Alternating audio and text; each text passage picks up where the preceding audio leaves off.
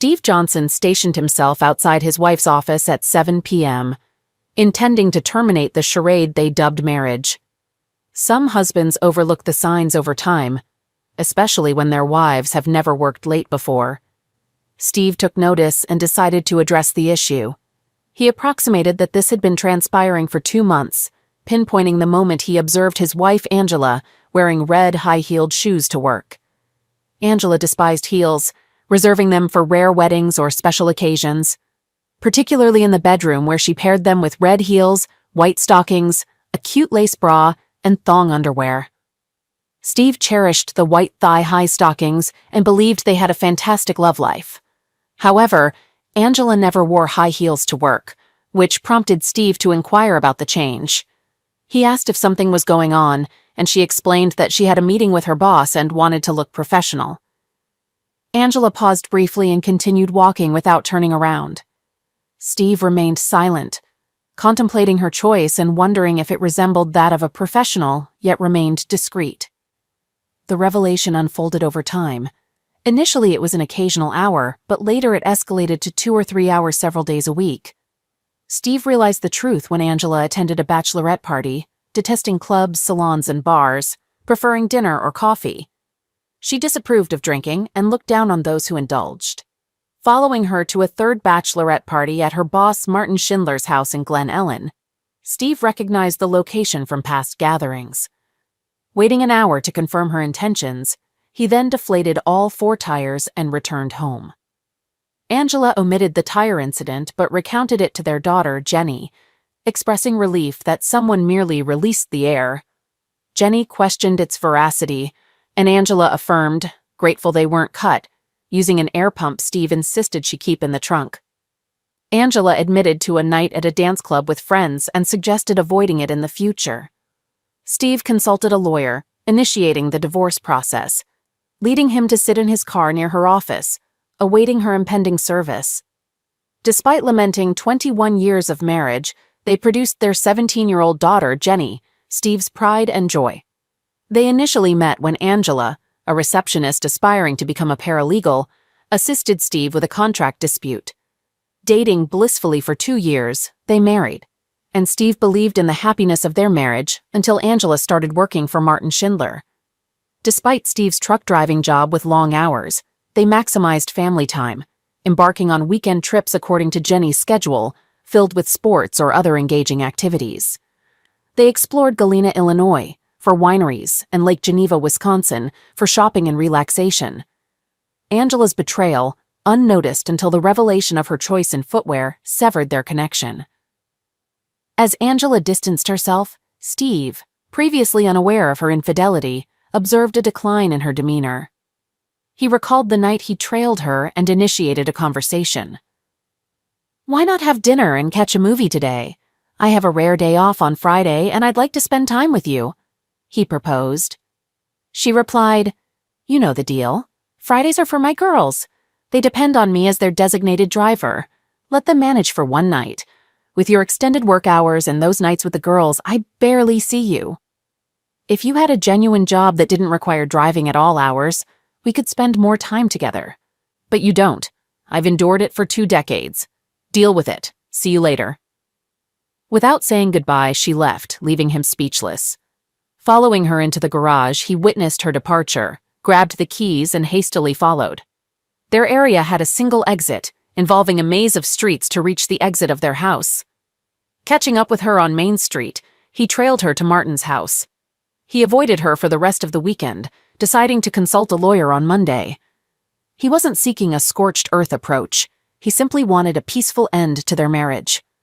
Feeling through her words and actions that she no longer desired him, he questioned holding on to the slippery rope. He believed she could have her boss without a fight on his part. He shared this sentiment with his daughter that Monday, disclosing that she was involved with her boss and expressing his belief that she was cheating on him. His daughter, referring to him as Pumpkin, acknowledged the information, stating that she may not have noticed a difference in the last couple of months, but he did. "No way, Daddy, I don't believe it. I followed her to his house. She claimed she was going out with friends, but that's not true. She went straight to her boss's house, but her tires were damaged at the club." No, honey, I did it. Right outside her boyfriend's house, when I realized she wasn't heading to the club. It's hard to believe, Dad. Me too, but it's true. His daughter sat beside him in the car, anticipating the inevitable fireworks.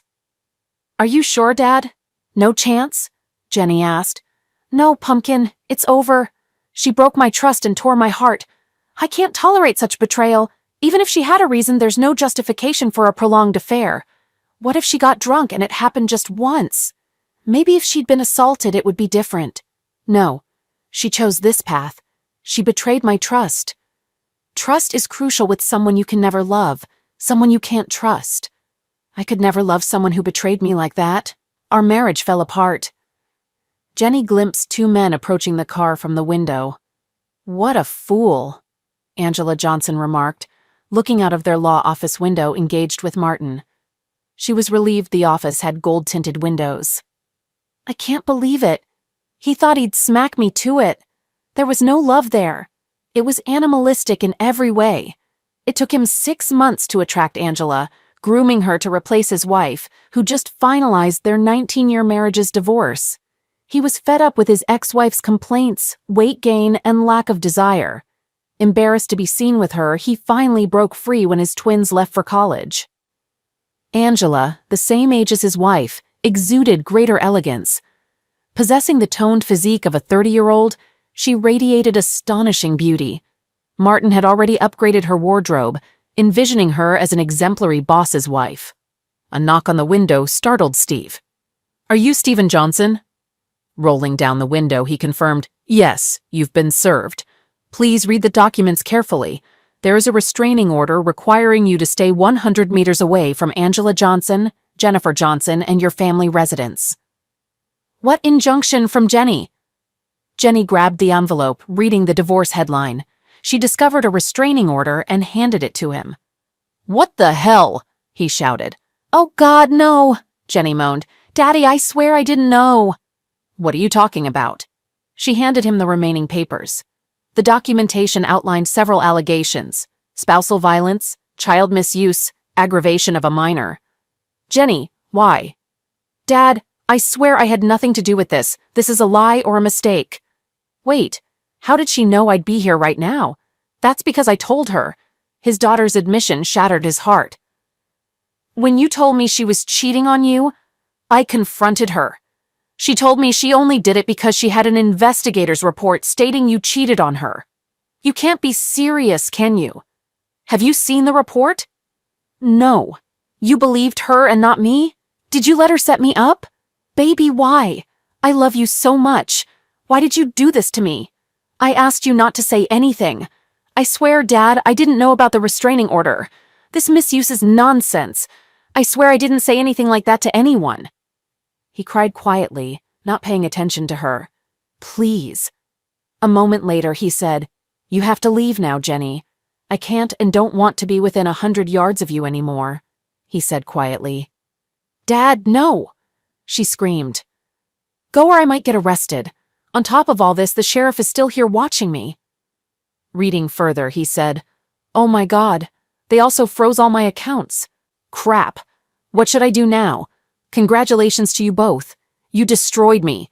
I can't even afford to fight her damn powerful law firm with all these bogus claims. I will forever fight in court. Oh God, no. I'll fix everything, Daddy, she said, getting out of the car and heading toward the office building. Martin and Angela concluded their activities and sighed contentedly. It was great, darling, she said. I just wish I had binoculars so I could see his face. As Martin fastened his belt and Angela smoothed out her dress, Jenny stormed into the office screaming, You're a witch! Child misuse, aggravation. What is wrong with you? Jenny screamed. I should have had the advantage, Angela said.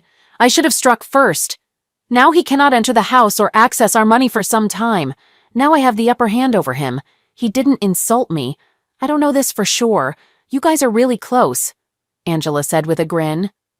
Jenny approached her and asked, He didn't cheat, did he? Of course not. Who needs it? She said with a laugh. You're a monster, Jenny said, and punched her mother in the face with all her might. Angela collapsed to the ground in shock and pain. Martin laughed and said, "Nice shot, girl." Jenny froze, then looked around. She saw bookcases, shelves, and a dirty desk. She grimaced in disgust, looked at Martin, and swept everything off the table. Then Jenny looked at him and calmly said, "You'd better never cross paths with me again, idiot. I can and will hurt you." And she left. "Jenny, wait!" "Damn it!" Angela screamed. Martin said, "That little brat will pay for this." On her way out, she passed a man with an envelope in his hand, who asked her, "Are you Angela Johnson?" "There," she said, and rushed away. Both Angela and Martin laughed at the fact that she was served with Steve's divorce petition. Jenny desperately tried to talk to her father out of fear he knew he couldn't talk to her, so he didn't answer and cried every time he saw her call. He was afraid that Angela would find out and send the police after him for violating the restraining order. Angela had already alienated him from all their friends, and only his parents and brother believed in his innocence. His sister-in-law kept him away from his niece and nephew just in case it was true. This almost shattered her brother's marriage with George before Jenny compelled her to reveal the truth. He couldn't fathom what he'd done to merit such animosity from Angela and the betrayal of his daughter. Even without knowledge of the misuse charge, she informed her mother that he was aware of her affair and the impending service. She falsely claimed she intended to stand by him during Angela's service but stayed silent, knowing he would be served. Jenny sought assistance for her dad, discovering her mother's divorce papers showed the lawyer worked in her mother's office, making it impossible to approach him. She reached out to Grandpa George, hoping for help. "What do you need, young lady?" inquired her grandfather. "We have to help Dad. I don't know who to turn to. I can't believe what you did to your father, Jenny. What were you thinking, helping your mother?" "Grandfather, it's all a lie. I didn't do anything. It's all my mom and her lawyer guy." "Watch your tongue, girl." "I'm sorry, Grandpa. I swear I didn't blame him for any of this. I had no idea confronting her would lead to that explosion." "Fine. I'll see what I can do." "Grandfather, is he there? Can I talk to him?" "He can't have any contact until this order is lifted. Every call makes him cry, fearing your mother will find out and involve the police. His lawyer set a court date for the hearing, but nothing can be done until then." Jenny, in tears, said, "Grandpa, tell him I love him and miss him." "I'll convey the message if I see him." Jenny hung up and cried for minutes. When she composed herself, she entered her mother's room, tossing her underwear and new clothes down the stairs. Carrying a heap of clothes outside, she threw them in the front yard. Some outfits still had tags. "Screw you, Mom," she said and fetched lighter fluid from the barn. Pouring it on her clothes, she lit them with matches. Realizing her mother would return soon, Jenny sat in a lawn chair roasting marshmallows over the burning clothes. Angela, pulling into the driveway, saw Jenny and screamed, demanding an explanation. "No, Mom, I've lost my mind. I decided to make you pay for the days Dad can't talk to me. Destroying more of your things will follow unless you retract this misuse claim. If you touch me, I'll report your misuse, and also let everyone know your boyfriend asked me to show my underwear." "Don't worry, Mom. Things will turn into smoke until I talk to him." "Damn it!" Angela exclaimed as she entered the house. She dialed Steve, but, as expected, he ignored the call and deleted the message unheard. Shortly afterward, a fire truck and police car arrived in response to a neighbor's fire report. A policeman and a firefighter approached Jenny. "What's happening here, young lady?" inquired the officer. "My mom wanted to discard clothes she'd outgrown and told me to burn them at the stake," Jenny explained. "Apparently you can't have a fire in the front yard." "Is your mother home?" he asked. "Yes, sir. I'll use a hose to put it out if you want," a fireman offered. "Did you use anything to light it, or did you just set the clothes on fire?" "A whole can of lighter fluid," she proudly admitted.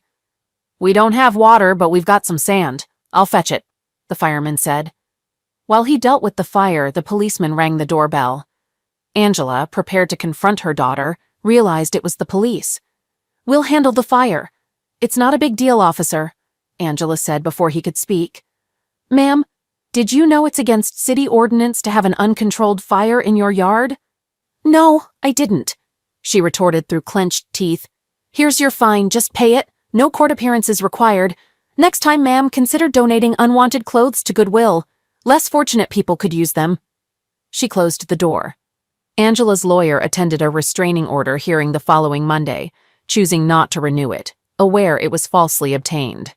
It served its purpose, buying time and tarnishing Steve's reputation. Steve's lawyer sought charges against Angela for perjury.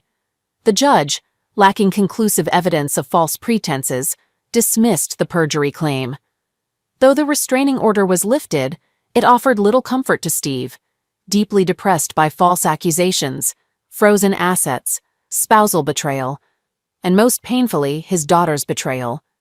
Struggling to make ends meet, he took leave from work, battled drinks, and lived in misery. In the afternoon, when Angela and Jenny were absent, Steve visited his house. Despite changed locks, the garage door opened. He found his belongings in boxes and garbage bags, noticing Angela had left the wedding album and family photographs. He maintained contact with his family, though strained due to his problems. Despite his parents urging him to see a psychiatrist, he refused, feeling he didn't need one to confirm his miserable life. Angela's law firm waged a merciless campaign, informing his employer about the restraining order and misuse allegations, resulting in Steve's termination. His contract's moral clause, meant to address such situations, might have been contested if he were in a better state of mind, but at that moment, he felt powerless to act. Steve's residence remained a mystery, with communication limited to telephone exchanges with his family. The sole glimpse of him occurred during mandatory court appearances for his divorce, where he interacted solely with his lawyer and the judge. Jenny attempted to engage him during such instances, and each time he passed by without acknowledgement, resembling the walking dead in her eyes. Angela reveled in the unfolding events, harboring resentment toward Steve long before Martin influenced her. Throughout her manipulative endeavors, her sentiments evolved into near hatred. After prolonged legal battles, the divorce concluded. Steve reclaimed his share of assets, successfully sold the house with his lawyer's assistance, and retained ownership of his truck. However, false rumors circulating about child misuse hindered his job search in town, despite lacking any accusations. Opting for a fresh start, Steve moved to Chicago, securing employment as a truck driver. Loading his belongings into the pickup, he bid farewell to his parents when Jenny arrived. "Dad, I'm so sorry. None of this should have happened," she expressed, running up to hug him. He cried without reciprocating. "You chose your mother without evidence, and the dominoes fell. I had to file first to catch her off guard. Now you understand why." "Daddy, I didn't know. I'm sorry. I'm leaving now. This false accusation of child aggravation just won't go away once you're accused of something like that. It's a stink you just can't wash off. Someday your mother and her lover will pay for this. Goodbye, Jennifer. I loved you more than my own life." As her grandmother hugged Jenny, he seized the opportunity to get into the truck and drive away. "Angela, will you marry me?" Martin proposed on the day the divorce finalized. "Yes, Martin, oh yeah," she cried and hugged him, causing a scene in the restaurant. "Let's go to your house and celebrate," she suggested after settling the bill. Eager to move in and remodel Martin's big house, Angela planned to discard the tacky furniture and curtains chosen by his ex-wife. Their first purchase would be a new bedroom set. As they left, Martin laughed at the sight of his ex-wife, Carol, having dinner with her parents. Carol, disgusted with him and his latest mistress, spat at him as they passed by, but he paid no attention. Steve entered the truck warehouse and spotted his colleague Lou at the doorway. "Steve, what's up, dude? You look like someone spoiled your oatmeal." "Divorce is finalized today." "Ah, well, after what that woman did to you, you deserve to have some fun today." "It's not her, it's my daughter. She took her side and I just can't handle it. She calls and emails me, but I can't bring myself to talk to her.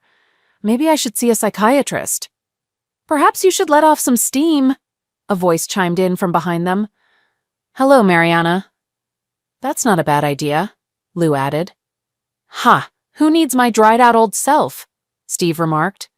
Marianne leaned over, whispering words of affection to him, and then gracefully walked away, leaving the onlookers admiring her as she departed. Encouraged by his friends, Steve expressed his readiness to pursue Marianne, stating that she was his new partner and they should hit the road. Their initial date included dinner, a movie, and a visit to Baker Square for coffee and cake. Marianne reassured Steve, mentioning that he was a good guy going through a rough patch and that everything would work out. Reflecting on his past, Steve shared with Marianne that, for a long time, he couldn't fathom what he did wrong and couldn't understand his ex-wife's aggression during the divorce. He expressed that she was terrible, but it was all over now. Holding her hand, he advised her to look forward, not behind, and promised to make it worth her while. With a smile, he squeezed her hand and suggested they go, while Marianne pulled him in for a kiss upon their exit. She then proposed if he wanted to see her bedroom. Steve regretfully replied that he wished he could. However, Marianne, undeterred, took his hand, leading him to her bedroom. Bathed in the soothing bluish tint of moonlight, they kissed and undressed slowly, intending to savor every moment. Marianne eventually lay on the bed, and Steve knelt on the floor. Expressing his perspective, he remarked that her loss was his gain, and he intended to take advantage of it. He kissed her, mentioning that he was available any time. A week or so later, a man dressed in black approached the back door of a posh house in town. Expecting to break in, he smiled when he found it unlocked. Stealthily navigating through the house, he reached the room he sought. The room was well equipped, thanks to a Facebook photo of his target sitting at his desk. The arrogant man had it as his screensaver. The closet was behind and to the right of the desk, with the room dimly lit by a desk lamp. Though the closet door was closed, he could still see the room well. Opening the door behind the counter, he waited. The only concern was the target approaching the closet before sitting down. It might complicate things, but he remained confident the job would be done, with a perfect alibi ensuring his safety. Martin Schindler entered his home office, glancing at the computer monitor angled on his desk, with his back turned to the cabinet. The uninvited guest cautiously opened the closet door and stealthily slipped away. Upon hearing the noise, Martin looked up and discovered a weapon pressed to his head, followed by the pulling of the trigger. Subsequently, the pistol was placed in his hand, and a note was left on the table that simply stated, "Price paid in full." The shooter swiftly exited the door after leaving the note. Upon returning home from the store, Angela entered Martin's office to share the new bedding she had purchased. She screamed at the sight of his lifeless body in the chair and immediately retrieved her cell phone to call emergency. While observing the weapon in his hand with a note on the table, she refrained from touching it. Reading the message, she received a shocking revelation. "No, Steve, no." In distress, she screamed, questioning, "What have you done?" Detective Devontae Jordan received a call and hurried to the Schindlers' home. On arrival, he saw a weeping woman in the living room, with crime scene investigators moving around the office. While scanning the scene, he noticed a new set of golf clubs in the corner and commented, "Good clubs indeed." Continuing his examination, he observed the weapon still held in the sufferer's right hand. Asking one of the first responding officers, he inquired about the current situation, learning that it was an apparent self-inflicted weapon shot to the head. The sufferer was lawyer Martin Schindler, a homeowner, with Angela Johnson as the bride who found the body and called emergency. There was a typed note on a computer, unsigned, consisting of just one sentence. Detective Jordan handed a plastic bag with the note, frowned, and questioned Angela about its meaning. Angela clarified it wasn't self-destruction. Her ex-husband, Steve, eliminated him. Martin disliked weapons and didn't own such a firearm. Angela believed Steve did it because he felt Martin took her away. She admitted to dating the deceased while married. Detective Jordan considered potential motives, including resentment from Martin's ex-wife, who might have been angry about being left. Angela provided an alibi for her whereabouts, assuring the detective.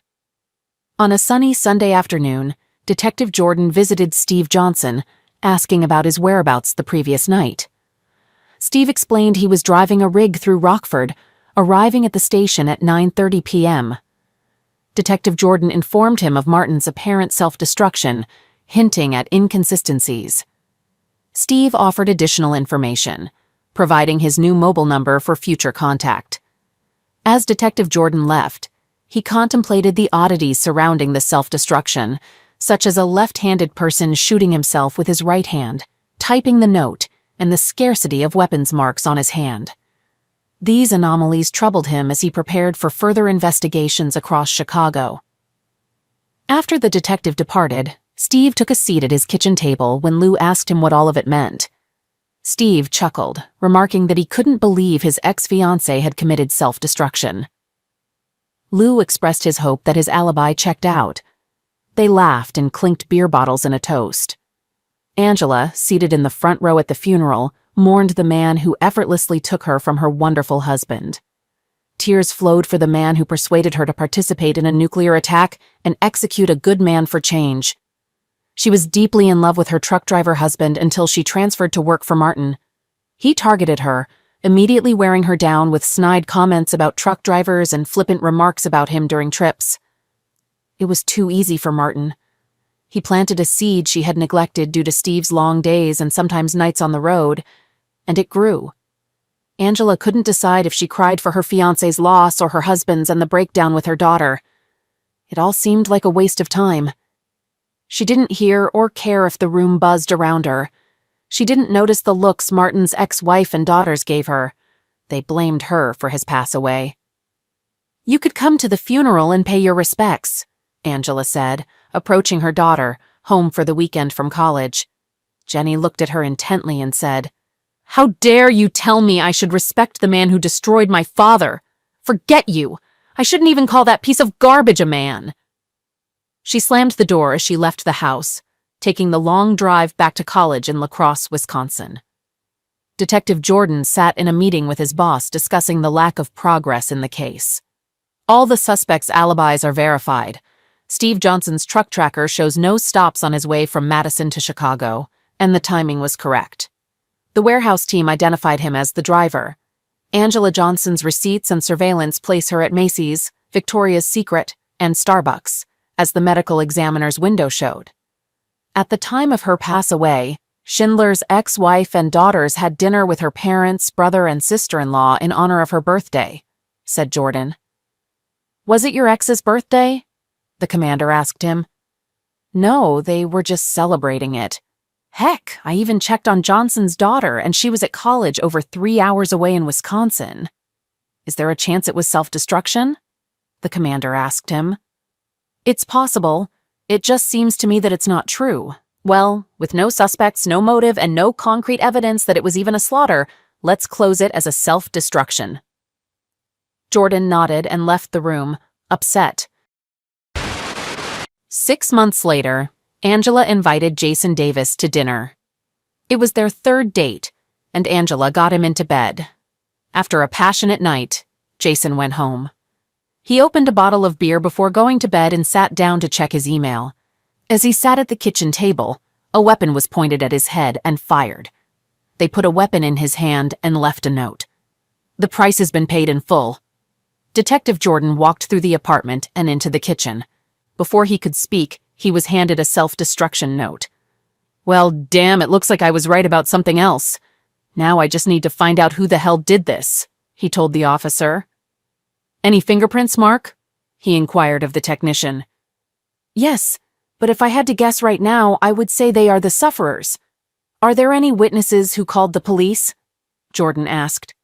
"A neighbor heard the shot and called emergency. No one saw anyone enter or leave?"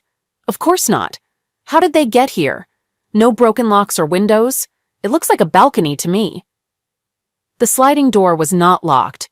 The sufferer probably wasn't worried about this since he was on the second floor. Although it wouldn't be that difficult to climb up. I would say that anyone of fairly average height could jump, reach the bottom, and pull themselves up. Average height for a man or a woman? Average man, tall woman. "Where is this guy's phone number?" Jordan asked. "Packed, here." Jordan used his gloved hands to find the last call on his phone. "Just had to check." The last call was made to Angela. "I'll be shocked if she's not Angela Johnson." After the usual condolences and pleasantries, the detective got to work. He inquired of Miss Johnson why her lovers seemed inclined towards self-destruction. Miss Johnson responded that she believed it was Steve who was punishing her and confirmed she had been at home all night, with her alarm system serving as verification. She explained that the alarm system detected doors and windows opening and that she had activated it when Jason left the previous night, deactivating it only upon the detective's arrival that morning. She affirmed that the system had remained on throughout the night. When asked about her theory implicating her husband in the apparent self-destructions, she maintained her belief, stating she couldn't imagine anyone else being responsible. The detective queried about her last communication with her husband before the divorce, any signs of him following or contacting her, to which she responded negatively. She remained convinced it must be him, despite lacking evidence. After concluding his questioning, the detective asked about her height out of curiosity and offered condolences once again before leaving, requesting her to remain nearby for further inquiries. "Is it the same note the chief asked when Jordan returned to the police station?" "Yes, sir," Detective Jordan said. "Inform me daily about your progress. This is too much for a coincidence. The woman's alibi is reliable. I'll see if I can ruin it. But we'll see. I'm going to see her ex-husband now," the detective said cautiously. "Then let me know what you get." As Detective Jordan left, he had a bad feeling that all of the prime suspects' alibis would be as reliable as the last time. Steve and Marianne were cozy on his couch watching Jack Ryan on Prime when the doorbell rang. "Detective Jordan, what can I do for you today?" Steve asked, gesturing for him to come in. "Sir, where were you last night at 1:30 a.m.? On the way back from Detroit? I arrived at 230. What happened this time? Do you know Jason Davis?" "I don't think that's true. He met with your ex-wife. Looks like he shot himself last night. No freaking way." "Looks like, huh? Maybe she's a liquidator, a black widow, or something like that. Maybe." "Thank you. If I need anything else, I will contact you." Steve laughed as he closed the door. "What was all that, baby?" Marianne inquired. "It looks like another of my ex-wife's boyfriends has died." "Oh God," she breathed, raising her hand to her mouth.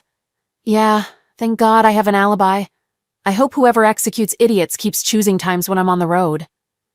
Steve's cell phone rang. He looked and saw it was Jenny, so he ignored it. Marianne frowned and said, "Will she never have a chance? I don't understand why I need this. She misses you." She turned to me and we talked. "What?" he shouted, standing up. She reassured him, urging him to relax, emphasizing that she wouldn't intervene in his decision and that ultimately he had to live with it. She mentioned that his ex-friend still followed him on Facebook, having seen a recent tag at a sushi place and expressing happiness for him. She informed him that his ex-friend texted her to inquire about him regularly and expressed a persistent desire to communicate with him.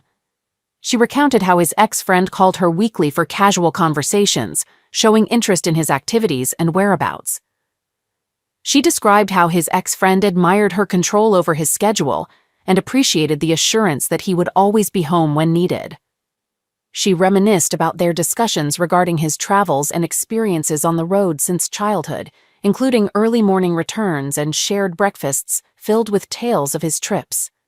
He sighed, recalling these memories fondly. "Marianne, I love you, but please stay away from this." She hugged him and said, "I'm not involved in this. I will never drag you into anything. Everything depends on you." I told her straight out that I wouldn't put you two together. He nodded, hugged her tightly, and stopped the show. "I just don't have anything that could put her at the crime scene, Chief. In fact, there is no evidence that anyone was at the crime scene. No forced entry, no finger or toe marks, and no discrepancies in spatter patterns. If it weren't for the identical notes, I would have closed them both as self-destruction." Jordan informed his boss about the ex's alibi, to which the commander inquired if it was tightly secured. Jordan likened it to a nuclear reactor. Later, they discussed Schindler's ex-wife's whereabouts, noting she was seen on CCTV at a club with her new partner while her children were at school. 2 years afterward, Angela shifted her dating habits, deciding to avoid dating men repeatedly after incidents of self-destruction. However, she continued engaging in casual encounters, but reconsidered after contracting an STD. Wanting to settle down, she began dating Lance Forrest. After a month, their relationship became public, though some considered her approach careless. Unfortunately, Lance was fatally shot while watching a ball game at home. The weapon was discovered in his hand along with the same note as before. He answered his cell phone and was greeted by Detective Stan Anson from Schaumburg. Anson asked if there were any unsolved cases that might be connected to his. Jordan confirmed there was one related to fully paid self-destructions. Anson mentioned he had such a case, which surprised Jordan. Anson asked about any connections to Angela Johnson, who was revealed to be the deceased's girlfriend. Jordan inquired about Angela's ex-husband's alibi, which Anson confirmed was solid, as he was passing through Madison at the time. Anson stated Angela was alone at home, her security system providing an alibi last time. This time, Angela had ordered Chinese food, delivered within 30 minutes. The shooting occurred during this time frame, according to a neighbor's emergency call. Despite the proximity of Angela's house to the deceased's apartment, they couldn't see how she could have committed the crime within that window. Jordan agreed with the assessment. They decided to meet the next day to compare files. However, despite their efforts, all alibis remained unbroken, and no new suspects emerged, leaving the cases unsolved. Steve and Marianne sat in the Great Hall watching Jenny as she walked across the stage to receive her bachelor's degree. Steve beamed with pride and had to wipe away the tear that threatened to roll down his cheek. Marianne tightly squeezed his hand and kissed it. After the ceremony, as they headed to their car, Marianne expressed her desire for him to call someone he loved very much. He declined, explaining that the person had chosen to side with her mother rather than him, and only regretted it later when she felt guilty about her mother's actions towards him. He felt betrayed by her lack of support and emphasized the repercussions it had on his life. Marianne acknowledged his feelings. He reiterated that the person had made their choice, and they all had to accept it. Marianne frowned at his resolve, holding his hand and questioning if he had been as stubborn before the divorce. He admitted he had not been anywhere near as stubborn. 5 years later, Angela and Jenny sat in the front row of the funeral home's memorial room. It was a large turnout for Steve Johnson's wake and funeral procession. Steve died of pancreatic cancer 4 weeks after he walked Jenny down the aisle at her wedding. He had a few new friends and colleagues who appeared, but he did not regain a large network of friends after the divorce. Most of his old friends, neighbors, and colleagues came to pay their respects to a good man they knew and had lost touch with over the years. His girlfriend Marianne was there. They never got married. She tried very hard not to spit on Angela for the pain she caused her man. His best friend, Lou DeMarco, regaled Jenny with stories about the last years of her father's life. He filled her heart with stories she would never have known. Marianne was the one who ultimately persuaded him to heed Jenny's words and reconcile when he received a terminal diagnosis. For years he had discarded letters, deleted emails, and ignored calls from Jenny. Their reunion was impeccably timed, knowing these were his final months. Jenny rescheduled her wedding day, incurring substantial costs due to increased fees for urgent arrangements, to fulfill her deepest wish, her father giving her away. Their tearful reunion and walk down the aisle granted Steve one last peace of mind before succumbing to his final battle.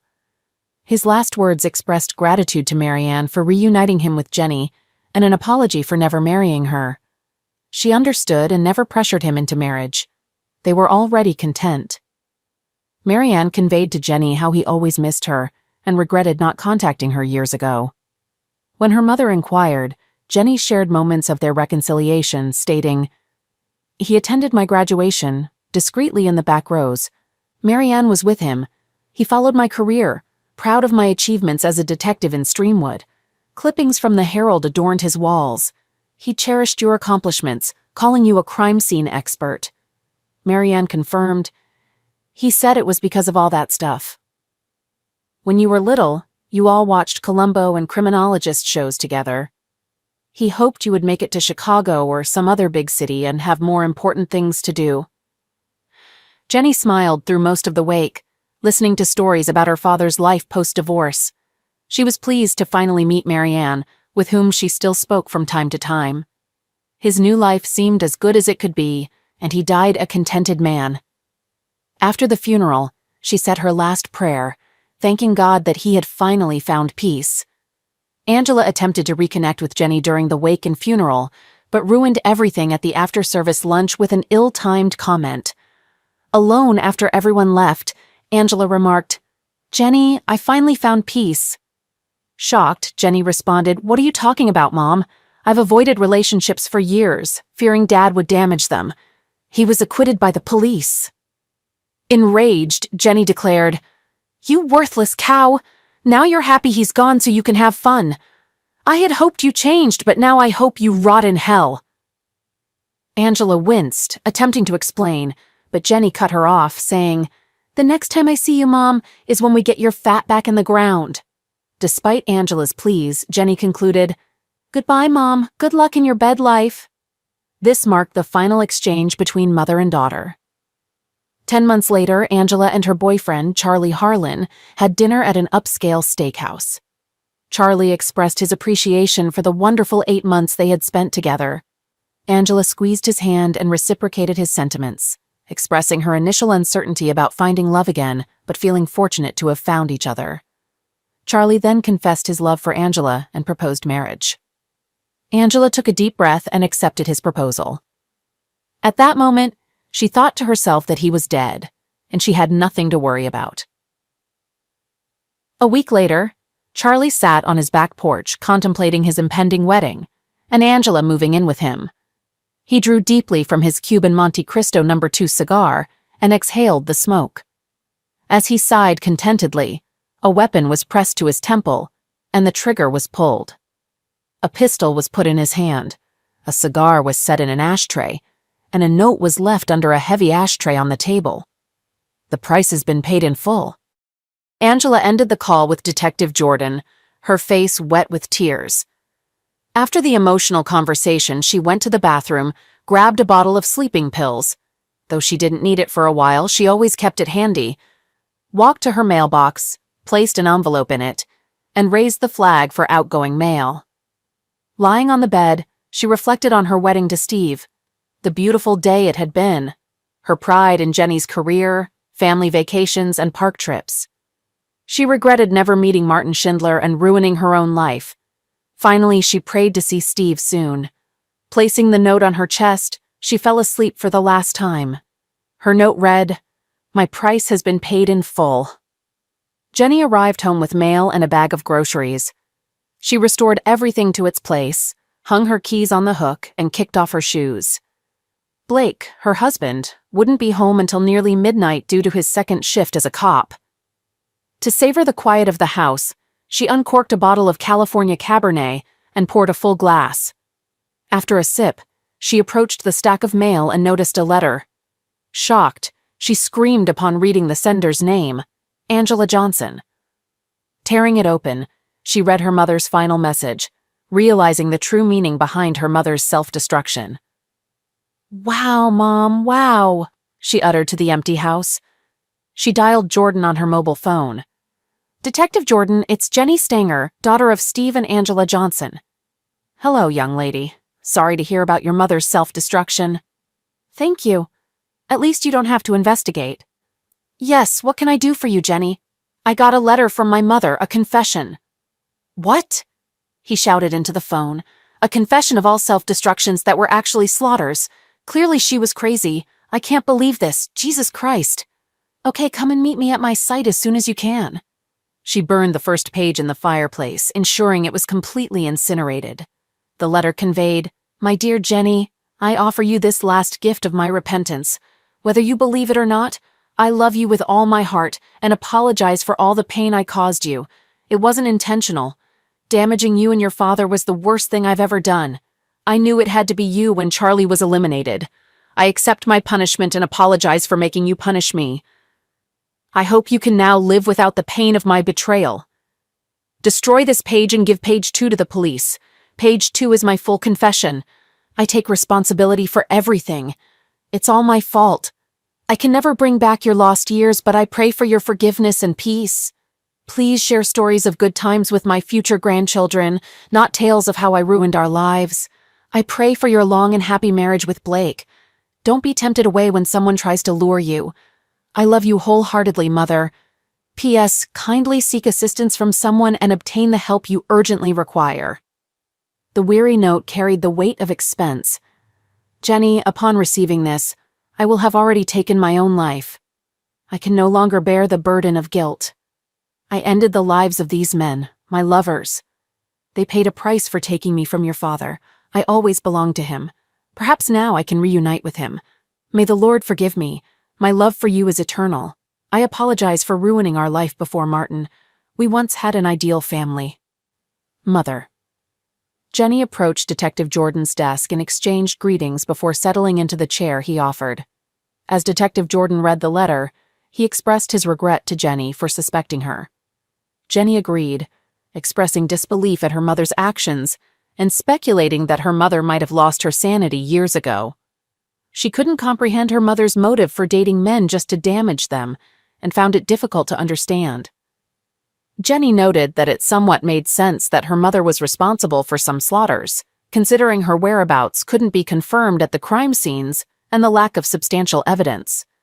She mentioned that she had always thought it could have been her father or Schindler's ex-wife, but their alibis couldn't be disproved either. Jenny expressed relief that it was all over, the slaughters, her mother's pain, and her own suffering, and bid farewell to Detective Jordan. Exiting the police station, Jenny wore a wide smile and shook her head. She paused, opened the car door, gazed at the sky, and expressed, "Thank you, Mom."